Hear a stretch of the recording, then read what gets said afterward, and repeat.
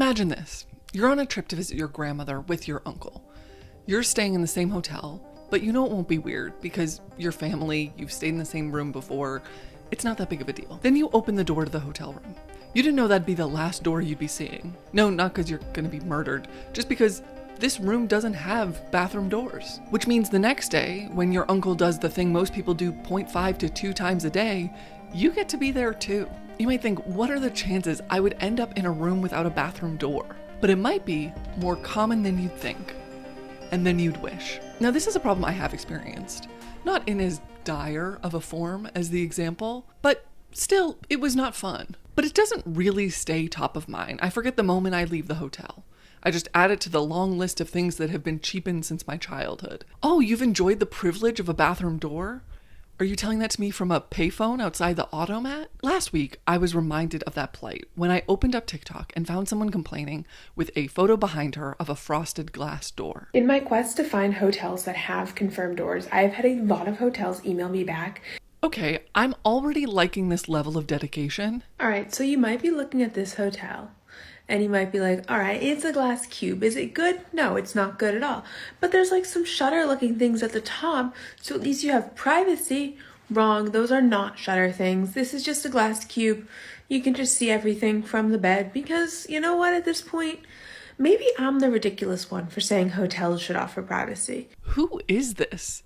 An influencer with an axe to grind? Okay, this is a full-blown account. You want to make sure that your hotel is safe? You got to go to bringbackdoors.com. Okay, I'm building a database. And it's got a full-blown website. There is a mission statement. Bring bathroom doors back to hotels. Now, I have talked about bathrooms before, asking what happened to public bathrooms. And today we're asking, what happened to the private ones? Now, I talked to Sadie, the brain behind Bring Back Doors. She started this because twice when she was on vacation with her parents, she ended up in hotels without doors. And then this year I went on a trip with my dad. That one was different because I'd gone out of my way to make sure we had all, 2 beds, twin beds, every single hotel. And we get to our last hotel and there is no bathroom door at all. The shower is in a little glass room. The toilet's in a little glass room. And this wasn't the type of glass that had a button to make it magically fog up. There was just no bathroom door and it was horrible. And I was stopping. I was like, this is a room with 2 twin beds. I've gone out of my way to find a room that has 2 twin beds and they're still doing this to us. There's no couples are staying here. Nobody who's picking this room wants this. And I think that was the origin. That was where I said, this is getting out of hand. Hotels need to be held accountable for their just horrible design choices. Oh yeah, by the way, I spoke with Sadie. She kindly agreed to an interview. And isn't that cool? Designers are putting the form over the function. They're so committed to making it thematically exciting that they're forgetting that this is still a bathroom that needs to serve a purpose of blocking visuals, sounds, and smells. Yeah, I don't think the other senses are impacted. So it needs to serve that purpose. One of the first hotels I posted was, I think it was a zoo-themed hotel, and its bathroom was basically a giant cage, and it was glass.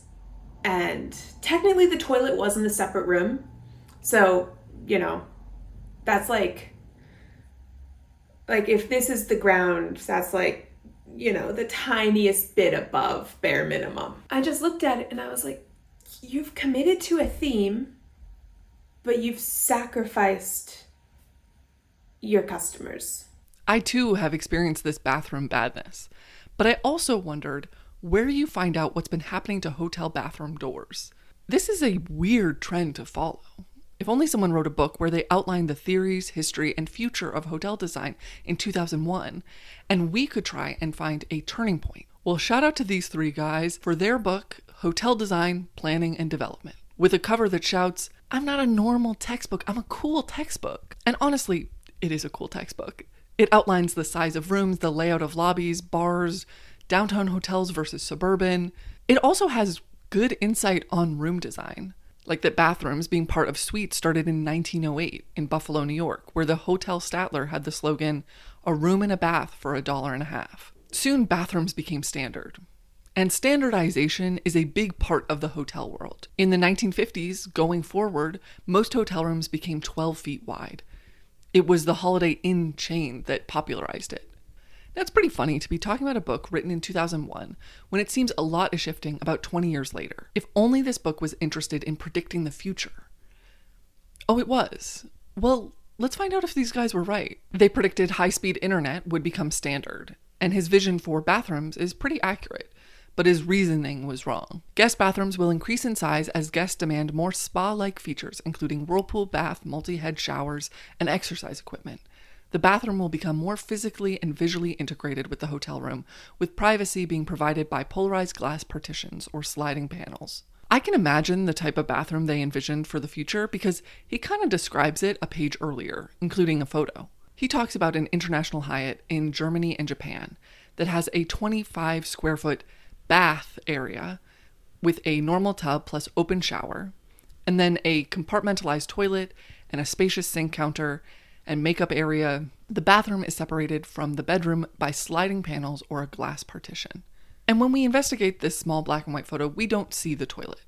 I'm assuming that it is actually in a compartment with privacy, hopefully a solid door. But we do see the shower glassed in, the sink nearby, a scale underneath, which makes me wonder, do you have to weigh yourself every time you wash your hands? And then finally, an upholstered dining room chair placed in the bathroom to look directly at the shower. It makes the last line about this room feel more on the nose, or I guess nose up against the glass. The accompanying photographs show how designers can use the guest bathroom to give the guest a truly memorable overnight experience. The final prediction had to do with size. In their predictions, they're outlining what would be added: bigger bathrooms, gym equipment, better desk setups. All those things take up space, but they predicted that the rooms would stay the same size. The remainder of the room will not increase in size. Developers will attempt to hold down overall increases in floor area and construction costs by maintaining overall room dimensions close to the current size. And it'd be cool if we could see what that guest room size was in 2001 and then compare it to our current moment. Of course, that's included in this book. Here we've got a table of the hotel room sizes based on the price tier. So let's just highlight budget and mid-price total guest room dimensions and keep those numbers in mind as we look towards the future, to this 2015 article from USA Today. Here they're outlining different hotels that have created brands that are under 200 square feet. You've got Moxie, Vib, Glow, Yotel, not to be confused with Moxie, Pib, Tab, Fresca. In this article, these rooms are bragging about being 170 square feet. And despite them posing that as a good thing, they also are on the lookout for someone to blame for this good thing. This article is from 2015. Is there a generation they might be interested in blaming that on? And like so much in travel, much of these changes can be chalked up to millennials. Bjorn Hansen tells NBC, younger customers are allowing the industry. Millennials make a really good excuse for smaller rooms. Every square foot taken out of a room makes it less expensive to build, maintain, and air condition. We can attribute it to millennials, but the millennials gave the industry a reason to downsize guest rooms. Hotel staff are definitely noticing a reaction from older guests who mistakenly find themselves in some of these newer properties and suggest when booking hotel arrangements, compare websites. If a hotel's website reminds you more of a nightclub or a buzzy cocktail bar, you may want to look elsewhere for a more traditional and yes, more spacious hotel. I guess the hospitality industry is ready to reinvent hospitality. Be sure to check the website to see if you're cool enough for us to be welcoming to you. But they must know that's not how people book hotels. They are in the hotel business. When I'm booking a hotel, I usually use maps to base it off location or use a site that is already combining many hotels in an area. I don't spend much time, if any, on a specific hotel's website. And when I'm booking, I'm almost always making my decision based on location and price. I didn't even think bathroom doors would be something I could filter for, which made me ask Sadie, do you think that this is a filter that they should add in on like a booking.com or something like that? I would love if these hotel websites actually made it a thing, but I don't think they ever will, because I think privacy is something that everyone will toggle on when they see it. And suddenly these hotels will be losing money if it was that widespread of information and it was that easily accessible. And so I think that they would never add it because it would harm the hotels. And at the end of the day, we do live in a world where the corporations matter more than the people using the website, which is why I'm here. And I'm just a third party with no ties to hotels and no allegiance owed to them. So I'm just like, I will put all of you on blast. And beyond not putting a filter on, it also seems like even if you see photos, you would not know what is going on. The hotels, they know most people aren't searching for this. It's why it's so hard in some of these hotels to get like a close-up photo of their bathroom. Or they take all of their photos from the bathroom door facing out or from the bathroom door facing in. So you can't actually see, oh, the bathroom door is glass. That's what I noticed with that hotel door with the whole giant hole in it. You might now be wondering, what door with a hole in it? Well, when I first saw Sadie's video, I thought of this hotel I stayed in New York in 2016. And when we got on the call, I instantly told her about it. I had a situation similar where I went to stay at a hotel in New York, and it was a sliding door, but not a pocket door, but it also had the entire hotel's theme is circles. So it's like the windows are circles, they look like little portholes, and the whole hotel is just circle themed. So on the bathroom door, where a doorknob would normally be or something that you could push, there's just a big hole, like this big, that's just like, I guess to open it, but also it's like at crotch height. It felt so inappropriate. It just all felt, and it makes it so that you can hear everything. When I stayed in this hotel, I did not take a photo, but through the power of scouring the internet, I found 2 photos that properly display the issue. One was on the Reddit thread, crappy design. Now in that book, in that article, in my conversation with Sadie, this idea of wanting to match the right customer with the right hotel kept coming up. The book outlines a circumstance like that. Sleep-ins surveyed their customers and found out 90% preferred showers, so they took out the bath-shower combos. Businesses have always been trying to understand their customer better. But let's remember, that book is from 2001, when data was something you surveyed for, or you ran experiments, studies, trials, to see what customers preferred. What's changed since 2001 and even since 2015 is how much data has become the business. I read this piece from the New York Times about another hospitality business, Disney. It follows a middle-income family last summer planning, budgeting, and experiencing their dream Disney World vacation. The matriarch, Scarlett Kressel, wants to show her grandchildren the magic of Disney that she grew up with, when the Disney ethos was everyone is a VIP. But this is a vacation in 2025. Where magical experiences are tiered and priced accordingly. The article doesn't just talk about her experience, but also dives into the analytics that have changed the business. In 2012, the My Disney Experience app gave guests an easy way to check wait times, show times, restaurant bookings, and more.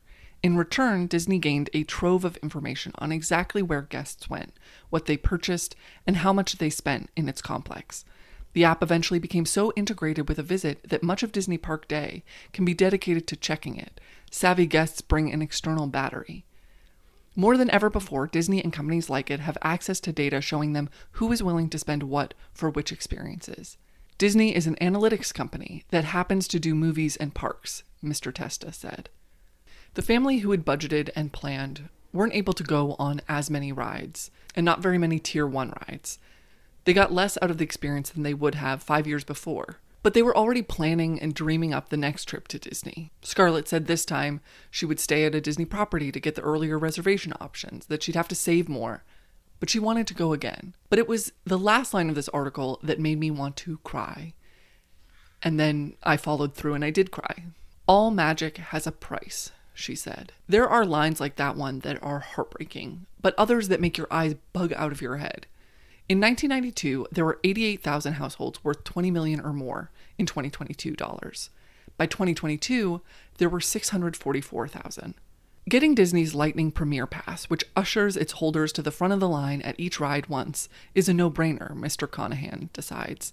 Given he is already in for $7,000 for the 4-day trip, it's not that crazy to spend another $900 to see the Magic Kingdom, he says. The reason she thinks magic has a price is because a wealthy family was able to skip every line. They were able to see double the attractions in half the time. Those prices weren't decided by magic. It was decided by data. And that data was used to see how much a rich person is willing to spend and how much a not rich person is willing to tolerate. What I like so much about Bring Back Doors is it's making it very clear what shouldn't be tolerated. Yes, it might seem over the top to have a TikTok and a website about bathroom doors, but if they're only listening to numbers, it's good that thousands of people have seen these videos, that thousands of people are asking why this has become normal, why taking a shower or a bowel movement with your friends and family in the room is acceptable. Sadie hopes people will start using this tool to avoid hotels that don't have private bathrooms, that through consumer choices, they will realize that privacy isn't something you can slowly take away. I don't think they feel any shame yet. I think when I refer to public shame, it's more around the idea of let's publicly start naming these hotels. Let's publicly start getting these hotels out. So as a collective, we can shame them and we can book elsewhere. I don't think they necessarily feel shame. I think they're quite happy doing this. Well, they might be happy doing this, but we shouldn't be happy taking it. Thank you to Sadie from Bring Back Doors for letting me interview her, and you guys for watching. Next month's video requires your input.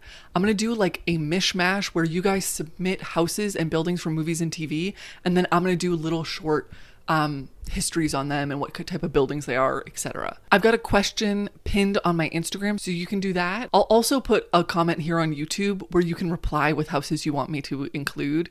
I just don't want this whole video to end up having comments that don't relate to the topic, to be like, do the house from Charmed. I will do the house from Charmed. I just don't want Sadie to like only see comments like that. Be like, oh, I guess people really don't care about bathroom doors and toilets. On my Patreon this month, I will be going through these sample hotels in this textbook. The first beginning is like color photographs, and I think it'd be fun to just like flip through it and decide which ones we like, which ones we don't like. If you like this video, check out my other bathroom video or this one on cheap eating. Bye.